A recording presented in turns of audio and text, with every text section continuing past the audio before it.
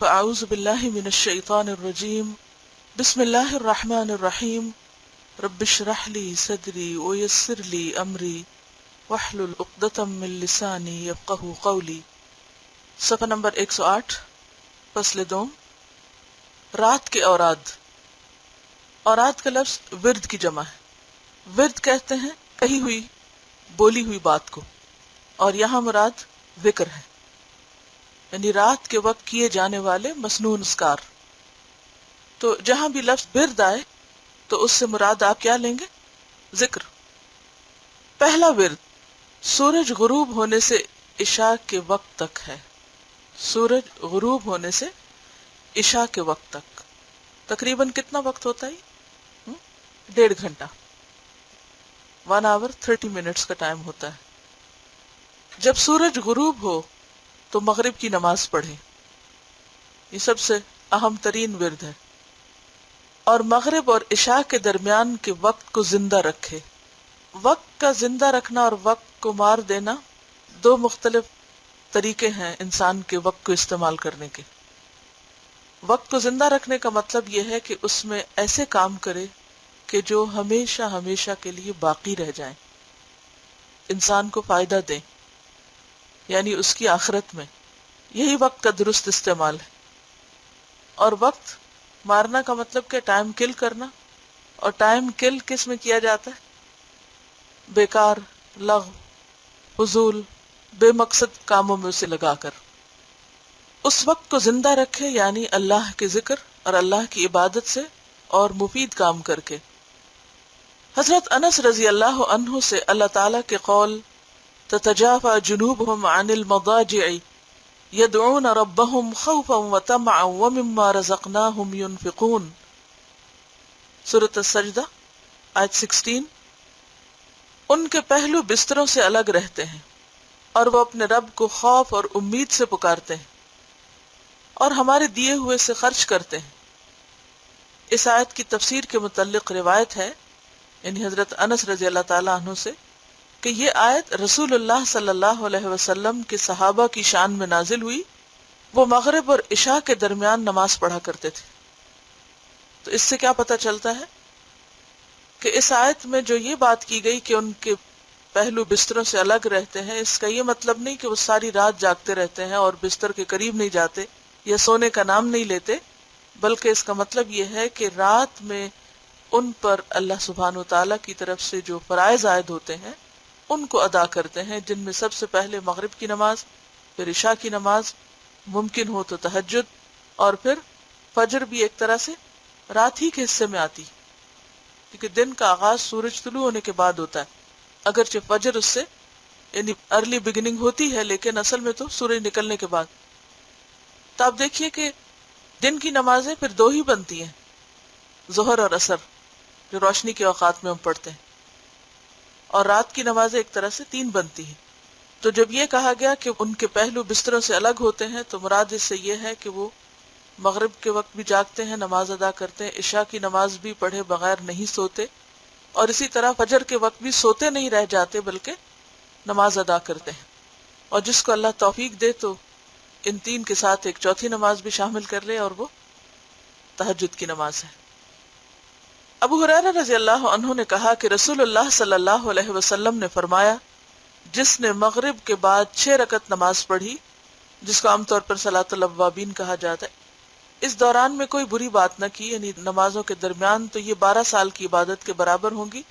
اسے ترمذی نے روایت کیا، لیکن روایت ضعیف ہے، ٹھیک ہے، یعنی یہ روایت صحیح درجے کی نہیں ہے۔ بہرحال کسی بھی فارغ وقت میں نوافل ادا کیے جا سکتے ہیں، اور جتنے چاہیں آپ ادا کریں، لیکن اس اجر کی امید سے جو اس حدیث میں ذکر کیے گئے ہیں وہ نہیں ہو سکتا، کیونکہ وہ اوتھینٹک نہیں ہے۔ دوسرا ورد سرخی غائب ہونے سے سونے کے وقت تک ہے، یعنی مغرب کی نماز تو شفق کے غائب ہونے سے پہلے پہلے پڑھنا ہوتی ہے نا۔ جب شفق غائب ہو جائے یعنی آسمان بالکل سیاہ ہو جائے تو پھر مغرب کی نماز کا وقت نہیں رہتا۔ یہ الگ بات ہے کہ کچھ جگہوں پر شفق بہت دیر تک حتیٰ کہ عشاء تک بھی باقی رہ سکتی ہے۔ تو دوسرا وقت کون سا ہے؟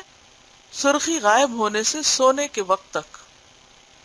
مستحب ہے کہ عشاء کی اذان اور تکبیر کے درمیان جتنی ہو سکے نماز پڑھے، یعنی اذان اور تکبیر یعنی اقامت کے بیچ میں جو وقت ہوتا ہے اس کو نماز کے لیے استعمال کرنا افضل ہے. یعنی اس وقت کا افضل ترین ورد کیا ہے؟ نوافل.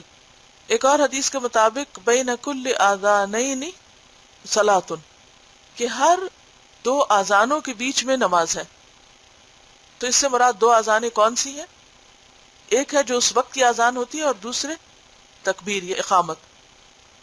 تو اقامت بھی ایک چھوٹی اذان ہے. تو ان دو کے بیچ کا وقت جو ہے یہ دعاؤں کی قبولیت کا وقت ہوتا ہے. اس وقت جو دعا مانگی جاتی ہے وہ قبول ہوتی. تو اس وقت کو ادھر ادھر گھوم پھر کر ضائع نہیں کرنا چاہیے، بلکہ خصوصاً اگر آپ مسجد میں ہو. بہت سے لوگ مسجد میں ہوتے بھی ہیں، جب اذان ہو رہی ہوتی ہے اس وقت وہ واش روم میں ہوتے ہیں. اب وہ اذان کا جواب کیسے دیں گے؟ جب جواب نہیں دیں گے تو دعا کیا مانگیں گے وہاں؟ کوئی مجبوری تو ہو سکتی ہے کہ انسان تکلیف میں ہو تو وہ چلا جائے، لیکن پروگرام اس طرح بنانا چاہیے کہ یا تو اذان سن کر اندر داخل ہوں، یا پھر یہ ہے کہ اذان سے پہلے ہی آپ فارغ ہو جائیں. تو اس وقت کو اذان کا جواب دے کر دعا میں، اور دعا کے بعد کوشش کریں کہ 2 نفل پڑھ لیں. اور اگر 2 نفل نہ بھی پڑھ سکیں تو کم از کم خاموشی اختیار کریں. بہت دیر تک مسجد کے واش روم میں کھڑے رہنا اور صرف سکارف ہی ٹھیک کرتے رہنا اور آئینے میں ہی خود کو دیکھتے رہنا، یہ وقت کا انتہائی نقصان دہ استعمال ہے. یعنی اگر ہمارا دوپٹہ تھوڑا ٹیڑھا بھی ہو گیا یا لمبا ہو گیا یا چھوٹا ہو گیا یا الٹا ہو گیا یا سیدھا ہو گیا تو اللہ کی نظروں میں ہمارے مقام میں کوئی کمی نہیں آئی. یقین مانیے کہ اللہ تعالیٰ ہماری شکلوں صورتوں کو بالکل نہیں دیکھتا.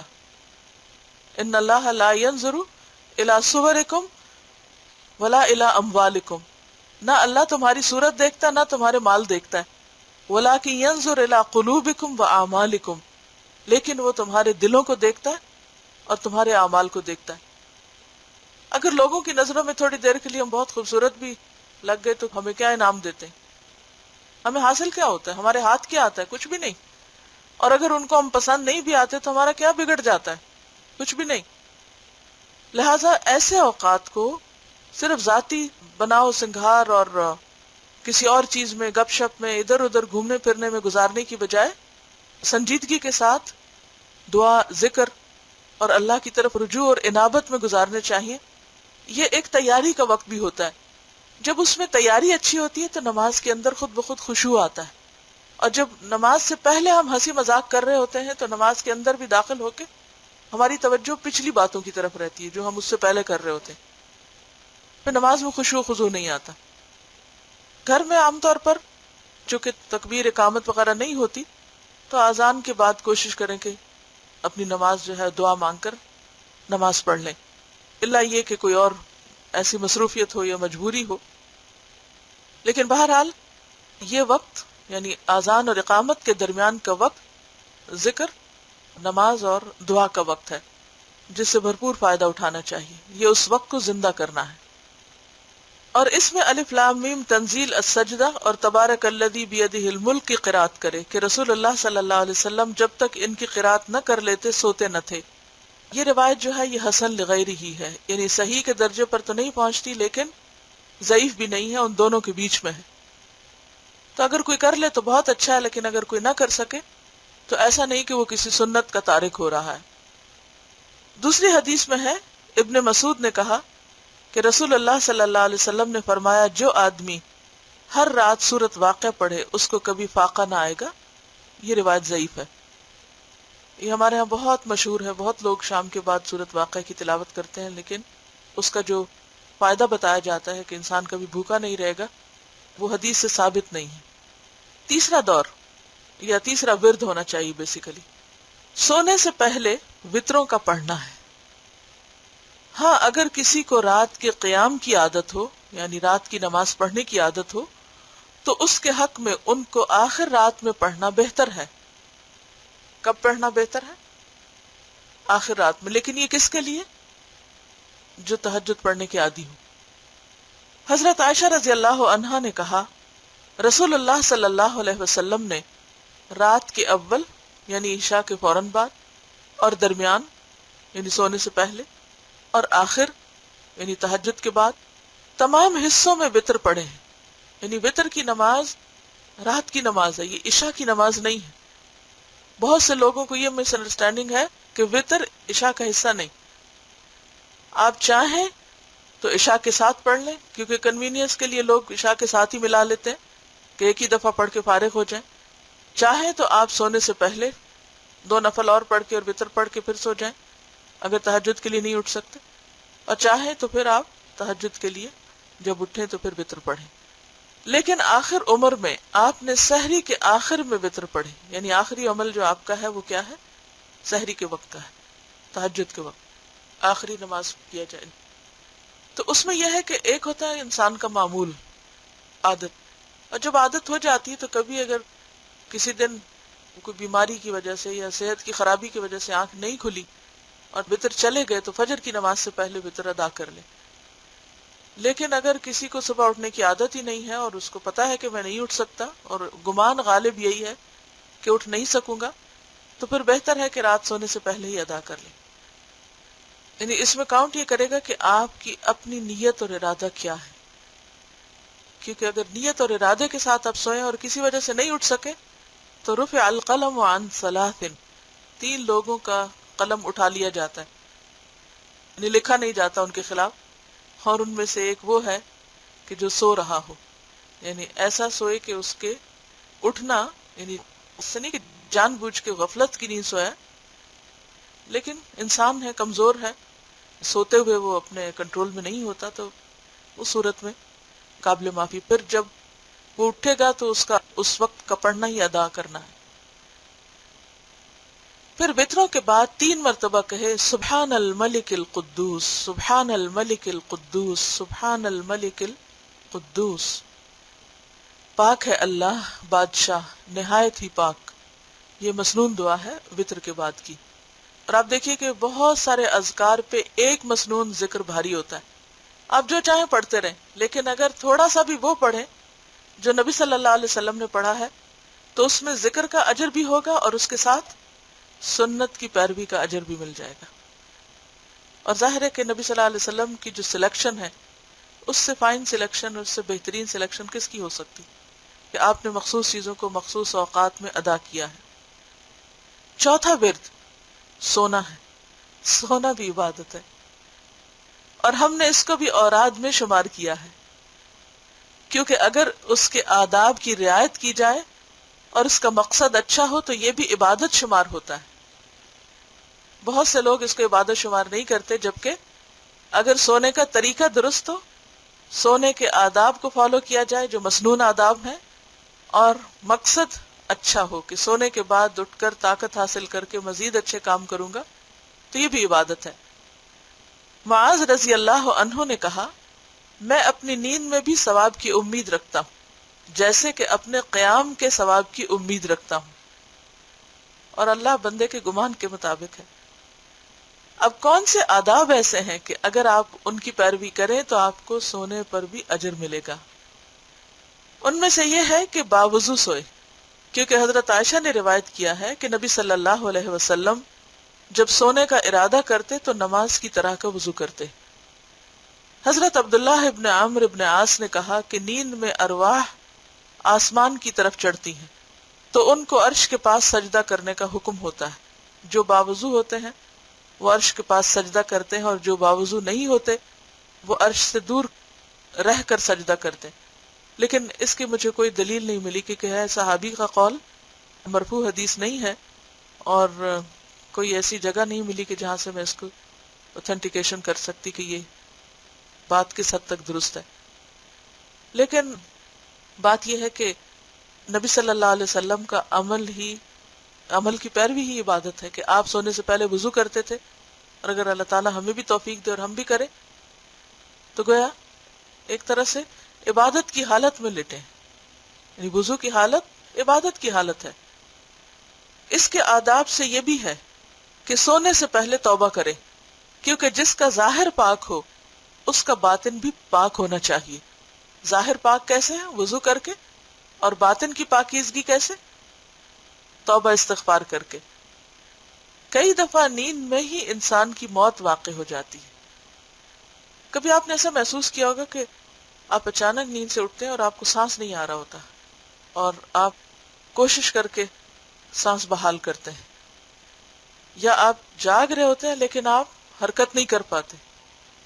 میرے خیال ہے ہر ایک کو کچھ نہ کچھ ایسا ایکسپیرینس ہوتا ہے، کیونکہ قرآن مجید میں آتا ہے کہ اللہ یتوفی الانفس حین موتها والتی لم تمت فی منامها، اللہ روحوں کو قبض کرتا ہے موت کے وقت، اور جو مرتے نہیں والتی لم تمت فی منامها ان کی نیند میں. تو نیند میں بھی روح قبض ہوتی ہے، اس کی حقیقت اللہ جانتا ہے کہ اصل طریقہ کیا ہے، لیکن چونکہ ہمیں قرآن مجید میں بتایا گیا ہے ہم اس پر ایمان رکھتے ہیں کہ جو کچھ کہا گیا سچ کہا گیا، اگرچہ کیفیت معلوم نہیں کہ کیسے ہوتا ہے، کیونکہ بہت ساری چیزوں کی کیفیت صرف اللہ ہی جانتا ہے، ہماری عقل میں وہ آ نہیں سکتا. اور ویسے بھی روح کے مسائل ایسے ہیں کہ جب قرآن مجید میں سوال کیا گیا یسألونک عن الروح، تو جواب کیا دیا گیا؟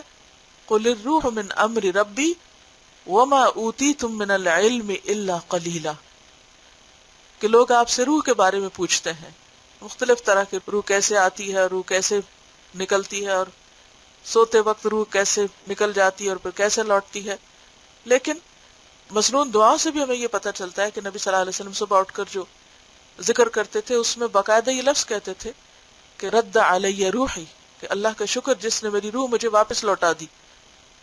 اب وہ کیفیت کیا ہے جانے اور واپس آنے کی، اللہ عالم. کسی حدیث سے ہمیں کیفیت نہیں پتہ چلتی، لیکن یہ بات بہرحال جانی ہوئی ہے قرآن و سنت سے کہ روح جاتی ہے نیند میں. تو کسی مسلمان کے متعلق کئی دفعہ نیند میں ہی انسان کی موت واقع ہو جاتی، یعنی اس کو اٹھنے کا پھر اذن نہیں ملتا. کسی مسلمان کے متعلق، یعنی کہ جب یہ سوچنے اور غور کرنے کا مقام ہے. ہم میں سے کتنے لوگ ہیں جو سوتے وقت یہ سوچتے ہوں کہ پتہ نہیں میں اٹھ سکوں یا نہ اٹھ سکوں؟ کم ہی سوچتے ہیں نا. یہ نیند آتی مزے سو جاتے ہیں. یہ سوچنا ضروری ہے، اس کو غور کیا کریں کہ میں اس وقت ایک اور دنیا میں جا رہا ہوں اور اللہ چاہے گا تو واپس اٹھوں گا. بہت سے واقعات ایسے ہوتے ہیں کہ لوگ دوبارہ نہیں اٹھ پاتے. تو اگر انسان اس وقت تیاری کے ساتھ اپنی نیند میں داخل ہو تو ایک تو ایک عبادت کی حالت ہوگی، اور دوسرے یہ کہ اگر اس حالت میں اختتام ہو گیا تو حسن خاتمہ کی علامت ہے. حسن خاتمہ کی دعا بھی کرنی چاہیے. یہ حسن خاتمہ کی علامت ہے، اور ایک انسان کا انجام جس طرح کا ہو پھر اس کا قیامت کے دن قیام بھی ویسا ہی ہوگا. جس حال میں انسان مرے گا اسی حال میں اٹھے گا. اگر آپ روزے کی حالت میں نہیں یا حج کے دوران نہیں تو نیند کی حالت اور وضو کی حالت تو ایک عبادت کی حالت ہوگی ہی، یعنی دنیا سے جانے کی. تو انشاءاللہ ایک اس میں خوشخبری ہے. حضرت بلال کے بارے میں آتا ہے کہ نبی صلی اللہ علیہ وسلم نے خواب میں حضرت بلال کے قدموں کی چاپ اپنے آگے آگے سنی تھی جنت میں. جب آپ کو جنت کا مشاہدہ کرایا گیا تو آپ صلی اللہ علیہ وسلم نے حضرت بلال سے پوچھا کہ تمہارا کون سا عمل ایسا ہے کہ جس کے بارے میں تم امید رکھتے ہو کہ وہ اللہ کے ہاں بہت مقبولیت کا ہے؟ تو انہوں نے کہا کہ باقی اعمال تو وہی ہیں جو سب کرتے ہیں، ہاں میرا طریقہ یہ ہے کہ جب بھی میں وضو سے نہیں رہتا تو دوبارہ وضو کر لیتا ہوں، اور جو بھی اللہ تعالیٰ توفیق دے جتنا بھی اس کا اذن ہو نماز پڑھ لیتا ہوں. یعنی جب بھی وضو کرتا ہوں کچھ نہ کچھ نماز پڑھ لیتا ہوں، یعنی کہ نوافل ادا کر لیتا ہوں. تو یہ جو نوافل کی کثرت ہے، سجدوں کی کثرت، کیونکہ سجدے جو ہے اللہ کے قرب حاصل کرنے کا ذریعہ ہے، تو سجدوں کی کثرت جو ہے وہ اللہ کے قریب کرتی ہے. جب انسان اللہ کے قریب ہو جائے تو پھر ہر طرح کی رحمتیں اس پر دنیا اور آخرت کی. پھر یہ کہ کسی مسلمان کے متعلق اپنے دل میں کینہ اور دشمنی نہ رکھے اور نہ کسی پر ظلم کرنے کی نیت کرے، یعنی دل کو صاف کر کے سوئے اور کیا سوچ کے کہ اللہ میں نے سب کو معاف کیا، تو مجھے معاف کر دے. جب جاگے تو گناہ کا ارادہ نہ کرے. اگر اس کے پاس کوئی ایسی چیز ہو جس کی وصیت کرنی ہو تو رات گزارنے سے پہلے اس کو اپنے پاس لکھ کر رکھ لے. کسی کا کچھ لینا دینا ہے تو اسے، اب آپ دیکھیں کتنی سہولتیں ہوگی، اسٹکی نوٹس اتنے زیادہ رنگوں میں اور شکلوں میں ملتے ہیں. جو بھی کوئی کسی کی امانت ہے، لینا ہے دینا ہے یا کچھ بھی، تو جب آپ رکھ رہے ہو تو ایک اسٹکی نوٹ کے اوپر 2 لفظ لکھ کے ساتھ چپکا کے رکھ دیں. زندہ رہیں یا نہ رہیں، جو بھی کوئی ہمارے مرنے کے بعد اٹھائے گا تو جو بھی وہ امانت ہوگی جس کی ہوگی اس کو لوٹا دے گا. یا اگر آپ نے کسی کا قرض لیا ہے یا دیا ہے یا کوئی بھی ایسی امانتیں ہیں تو آپ لکھ کر یا کسی کے علم میں لا کر سوئیں تاکہ آپ کے بعد لوگ لاس نہ ہو اور کسی حقدار کا حق نہ مارا جائے.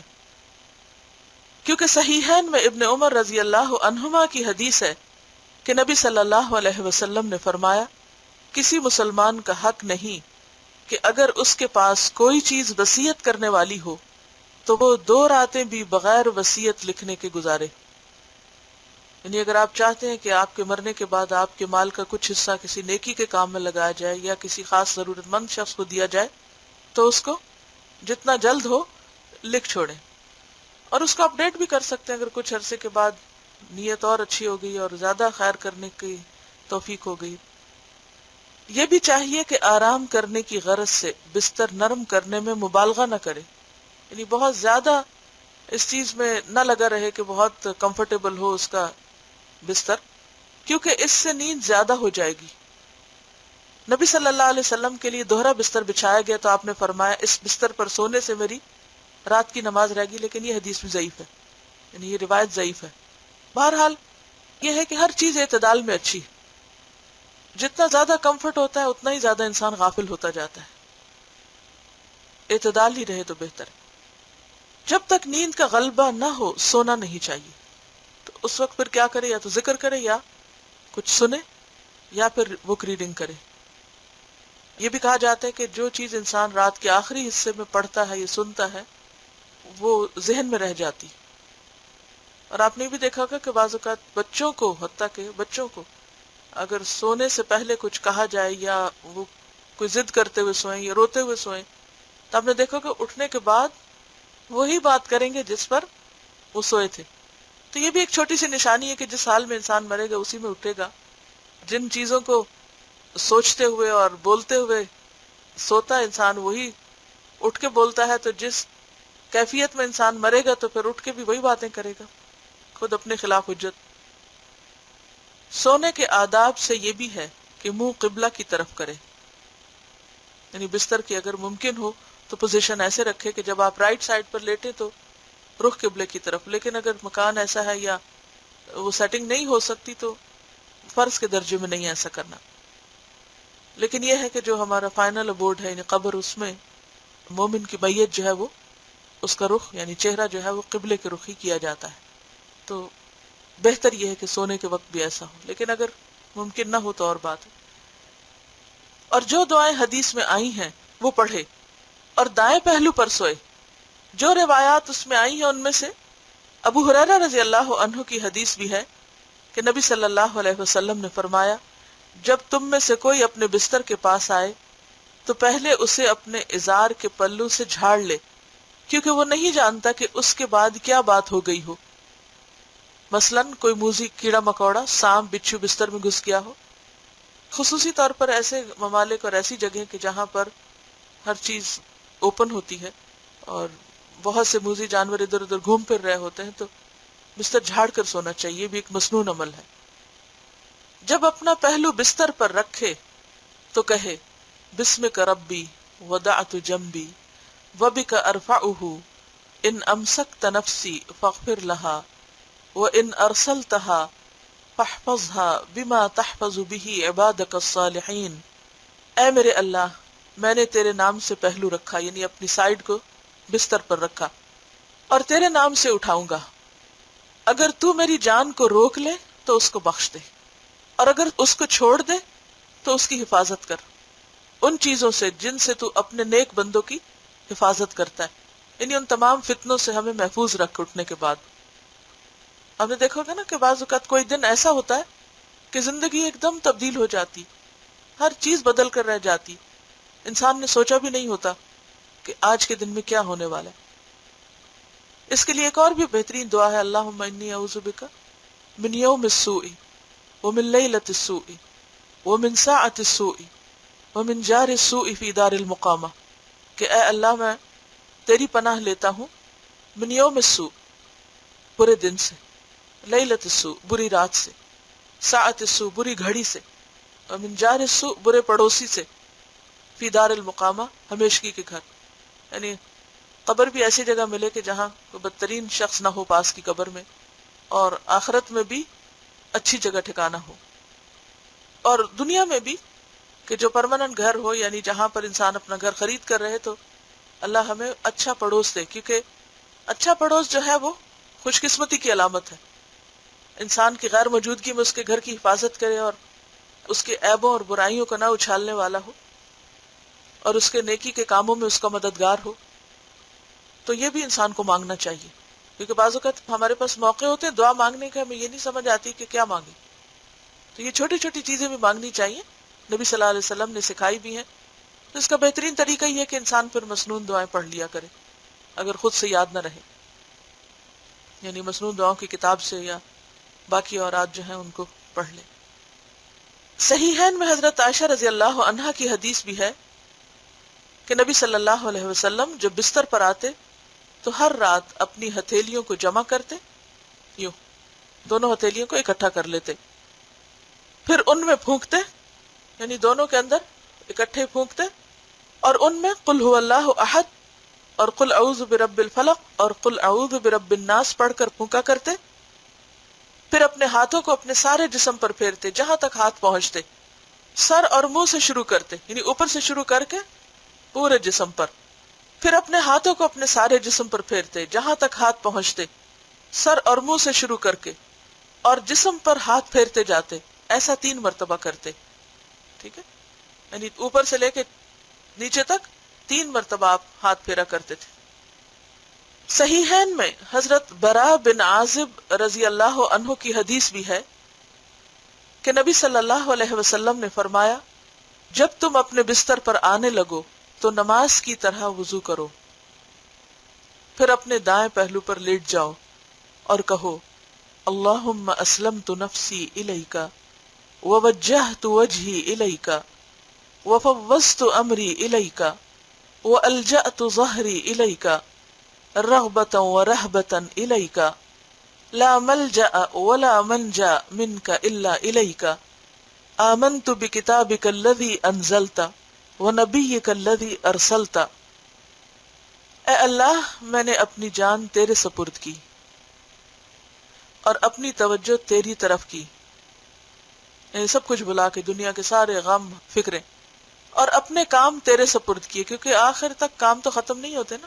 دن ختم ہو جاتا ہے لیکن کام ختم نہیں ہوتے، تو پھر انسان کو پریشانی ہوتی ہے کہ پتہ نہیں کیا ہوگا. اور اس وقت خاص طور پر جب انسان تنہا ہوتا ہے تو کئی چیزیں ذہن میں گھوم رہی ہوتی ہے، پھر وہ اگر پریشانی لگی رہے تو نیند بھی نہیں آتی.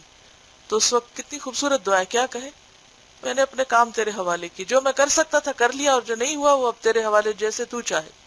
اور میں نے رغبت اور خوف سے تیری پناہ چاہی، یعنی شوق سے بھی تیری طرف آتا ہوں اور ڈر کے بھی تیری ہی طرف آتا ہوں.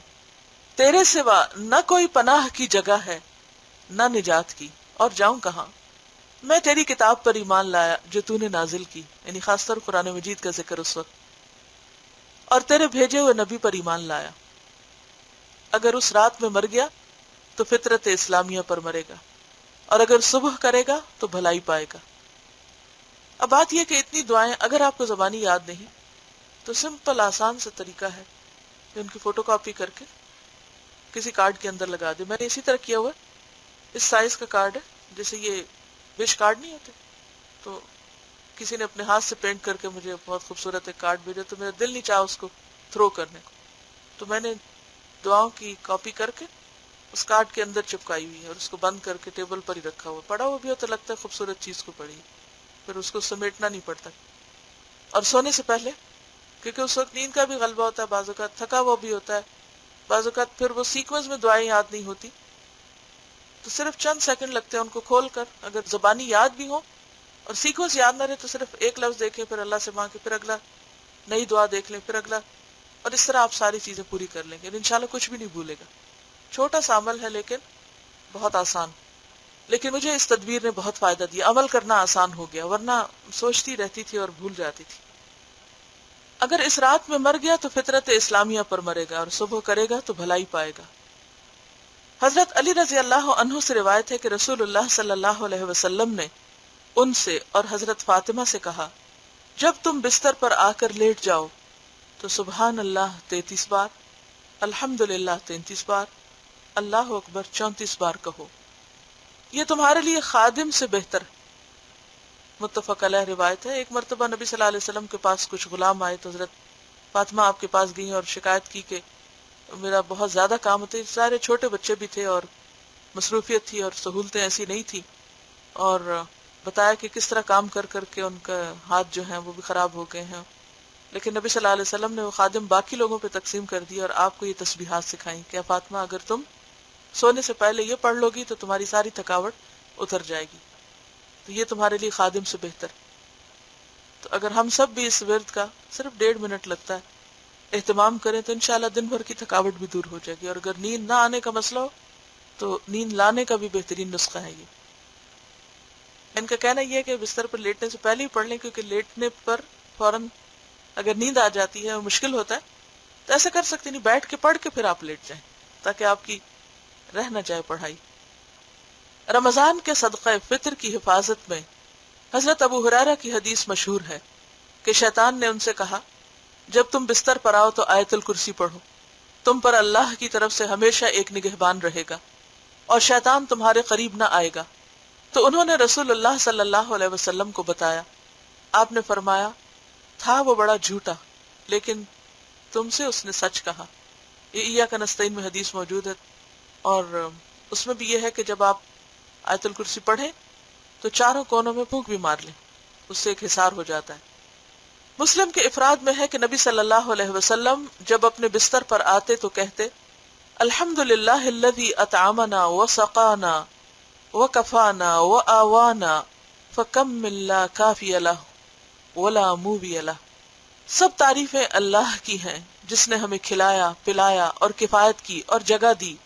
کتنے ہی آدمی ہیں جن کی کفایت کرنے والا کوئی نہیں، یعنی جن کے کام بنانے والا کوئی نہیں، اور نہ کوئی پناہ دینے والا ہے، نہ ان کا کوئی ٹھکانہ ہے، ہوم لیس پیپل۔ ولا مووی اللہ، آوا یؤوی، ایوا کا مطلب ہوتا ہے ٹھکانہ دینا، پناہ لینا، یعنی جن کے پاس کوئی جائے پناہ نہیں، کوئی شیلٹر نہیں، کوئی ہوم نہیں، سڑکوں پہ پڑے، اور ایسے لوگ لاکھوں کی تعداد میں ہے دنیا میں۔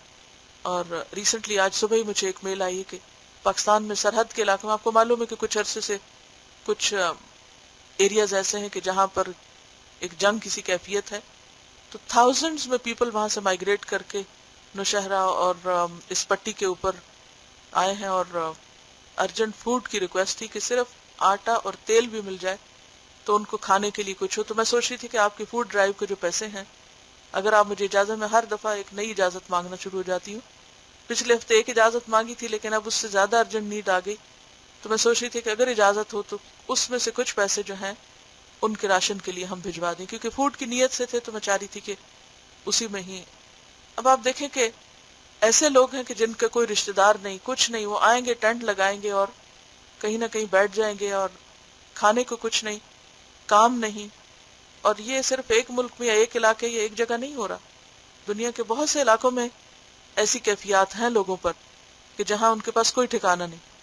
اگر ہم کچھ بھی نہیں کرتے تو کم از کم یہ تو سوچیں کہ ہمیں جو اللہ نے ٹھکانہ دیا ہے، جو گھر دیا ہے، جو بستر دیا ہے، اس پر شکر گزار ہوں، اور اپنے دل سے ساری شکایتیں نکال دیں، ساری نفرتیں دور کر لیں، اور جو کچھ ملا ہے اس پر خوش ہو جائیں اور اللہ سے راضی ہو کر ان نعمتوں کی قدر کریں، تو انشاءاللہ یہ سونا بھی پھر آپ کا عبادت بن جائے گا۔ تہجد کے لیے اٹھے تو وہی دعا پڑھے جو رسول اللہ صلی اللہ علیہ وسلم پڑھا کرتے تھے۔ اور یہ کب پڑھتے تھے آپ؟ جب آپ اللہ اکبر کہہ کے جہاں ہم سبحانک اللہم و بحمدک پڑھتے ہیں اس وقت میں ہاتھ باندھ کے پڑھتے۔ لیکن اگر آپ کو یاد نہیں تو آپ اس کو نماز سے پہلے، شروع کرنے سے پہلے پڑھ لیجئے پھر، تاکہ ایک پڑھتے پڑھتے شاید یاد بھی ہو جائے۔ تو یہ دعا الگ سے ہم نے چھپائی ہوئی ہے، میرے خیال ہے ریسیپشن پہ اویلیبل ہوگی، آپ اس کو لے کے ایک پوسٹر کی شکل میں کہیں بھی بیڈ روم میں لگا دیں یا کہیں رکھ دیں، تاکہ بار بار کتاب کوئی کھولنی نہ پڑے اور آپ کو یاد بھی ہو جائے۔ اور دعا کیا ہے؟ اللہم ربنا لک الحمد انت قیم السماوات والارض، انت قیم السماوات والارض ومن فیہن، ولک الحمد انت نور السماوات والارض ومن فیہن، وَلَكَ الْحَمْدُ أَنْتَ مَلِكُ السَّمَاوَاتِ وَالْأَرْضِ وَمَنْ فِيهِنَّ وَلَكَ الْحَمْدُ أَنْتَ الْحَقُّ وَوَعْدُكَ الْحَقُّ وَلِقَاؤُكَ حَقٌّ وَالْجَنَّةُ حَقٌّ وَالنَّارُ حَقٌّ وَالنَّبِيُّونَ حَقٌّ وَمُحَمَّدٌ حَقٌّ وَالسَّاعَةُ حَقٌّ اللَّهُمَّ لَكَ أَسْلَمْتُ وَبِكَ آمَنْتُ وَعَلَيْكَ تَوَكَّلْتُ وَإِلَيْكَ أَنَبْتُ وَبِكَ خَاصَمْتُ وَإِلَيْكَ حَاكَمْتُ فاغفر لي ما قدمت وما أخرت وما أسررت وما أعلنت۔ اے اللہ ہمارے رب، تیری ہی سب تعریفیں ہیں، تو ہی آسمانوں اور زمینوں اور ان کی مخلوقات کو سنبھالے ہوئے ہے، اور تیری ہی تعریف ہے۔ تو ہی آسمانوں اور زمینوں اور ان کے اندر کی چیزوں کو روشن کرنے والا ہے، اور تیری ہی تعریف ہے۔ تو ہی آسمانوں اور زمین اور ان کے اندر کی چیزوں کا بادشاہ ہے، اور تیری ہی تعریف ہے۔ تو حق ہے، تیرا وعدہ حق ہے، تیری ملاقات حق ہے، جنت حق ہے، دوزخ حق ہے، نبی برحق ہیں، محمد صلی اللہ علیہ وسلم حق ہیں، اور قیامت حق ہے۔ اے اللہ میں تیرا فرما بردار ہوا، میں تجھ پر ایمان لایا اور تجھی پر توکل کیا اور تیری ہی طرف رجوع کیا۔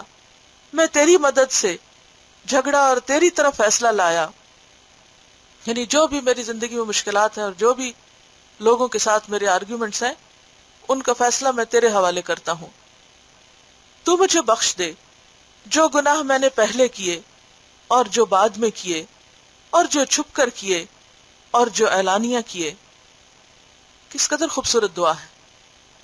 ایک اور حدیث میں ہے وَمَا أَنْتَ عَالَمُ بِهِ مِنِّي أَنْتَ الْمُقَدِّمُ وَأَنْتَ الْمُؤَخِّرُ لَا إِلَهَ إِلَّا أَنْتَ، اور جن کو تو مجھ سے زیادہ جانتا ہے، یعنی میرے گناہ جو مجھے خود بھی نہیں پتا کہ میں گناہ کر رہا ہوں، تو زیادہ بہتر جانتا ہے۔ تو ہی آگے بڑھانے والا ہے، یعنی نیکیوں میں، خیر میں، بھلائی کے کاموں میں، اور تو ہی پیچھے کرنے والا ہے۔ تیرے سوا کوئی معبود نہیں، کیونکہ بسا اوقات انسان جب گناہ کرتا ہے تو نیکیوں میں پیچھے رہ جاتا ہے۔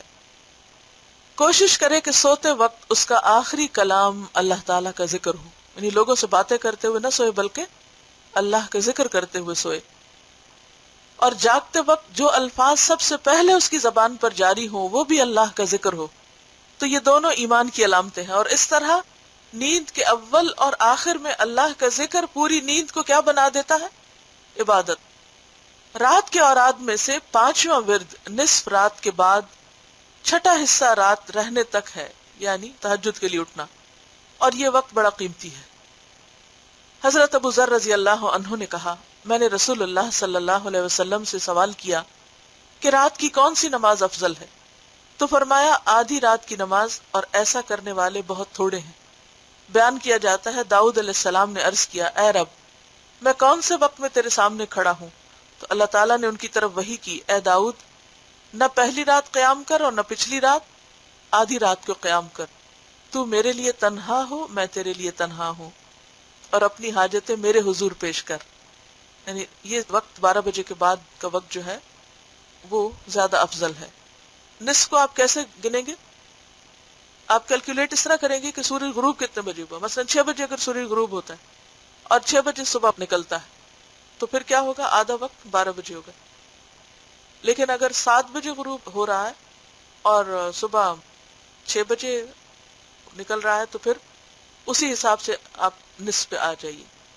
کیلکولیشن میں یعنی آدھی رات جو بھی ہو اس کے بعد وقت جو ہے وہ افضل وقت ہے، پھر اس کے بعد انسان دوبارہ سو جائے، لیکن ایسا کرنا سب کے بس کی بات نہیں۔ تہجد کے لیے اٹھے تو سورہ آل عمران کی آخری 10 آیتیں پڑھے، جیسا کہ صحیحین میں مروی ہے کہ نبی صلی اللہ علیہ وسلم ایسا کیا کرتے تھے، اور رات میں بیدار ہو کر وہ دعا پڑھے جو رسول اللہ صلی اللہ علیہ وسلم نے پڑھی ہے، پھر 2 ہلکی رکعتوں سے اپنی نماز شروع کریں۔ یعنی جب بھی آپ نوافل پڑھیں، تراویح پڑھیں، تہجد پڑھیں، تو پہلی 2 رکعتیں چھوٹی ہوں۔ کیوں؟ وارم اپ ہو جاتا ہے انسان، کیونکہ اگر شروع میں ہی پرمشقت کام شروع کر دے تو پھر تھک جاتا ہے اور باقی نماز میں پوری طرح کنسنٹریٹ نہیں کر سکتا۔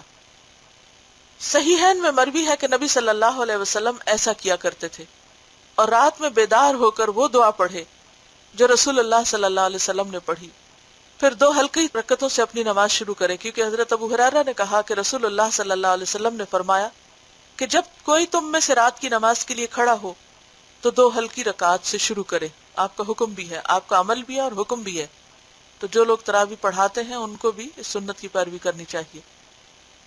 اسے مسلم نے روایت کیا ہے۔ پھر 2 رکعت کر کے نماز پڑھے۔ آپ سے پوچھا گیا تھا کہ صلاۃ اللیل کیسے پڑھی جائے، تو آپ نے فرمایا مسنا مسنا، 2 کر کے، اکٹھی 4 نہ ہو۔ اور زیادہ سے زیادہ جو رسول اللہ صلی اللہ علیہ وسلم سے ثابت ہے وہ وتر سمیت 13 رکعتیں ہیں، یعنی میکسیمم جو آپ نے پڑھی، اور کم از کم 7۔ لیکن اس میں یہ ہے کہ اگر کوئی کمی بیشی ہو جاتی ہے تو اس میں گناہ تو نہیں ہوگا، لیکن مسنون عمل یہی ہے، کوشش یہ کرنی چاہیے کہ ان رکعتوں کو ہی طویل کر لے انسان۔ رات کا چھٹا ورد، آخری چھٹا حصہ رات ہے اور وہ سحر کا وقت ہے، یعنی سحری کا وقت، جس وقت آپ سحری کھا رہے ہوتے ہیں۔ اللہ تعالیٰ نے فرمایا وَبِالْأَسْحَارِ هُمْ يَسْتَغْفِرُونَ، اور وہ سحر کے وقت بخشش کی دعائیں مانگتے ہیں۔ یعنی جب آپ سحری بنا رہے ہوں، لگا رہے ہوں، تو اس وقت بھی ادھر ادھر کی فالتو باتیں کرنے سے بہتر ہے کہ انسان اللہ سے معافی مانگتا رہے، کیونکہ خاص طور پر اس وقت میں استغفار کی تاکید آئی ہے قرآن مجید میں۔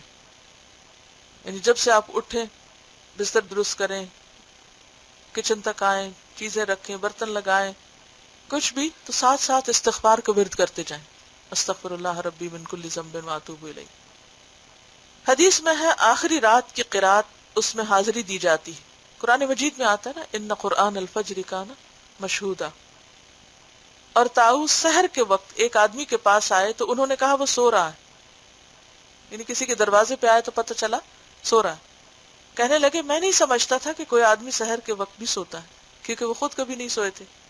تو انہیں بہت عجیب لگا کہ اس وقت بھی کوئی سوتا ہے، اور اگر اب وہ آئیں تو شاید ہی کوئی گھر ایسا ملے کہ جس میں لوگ سو نہ رہے اس وقت۔ جب مرید تہجد کی نماز سے فارغ ہو جائے تو اللہ سے استغفار کرے۔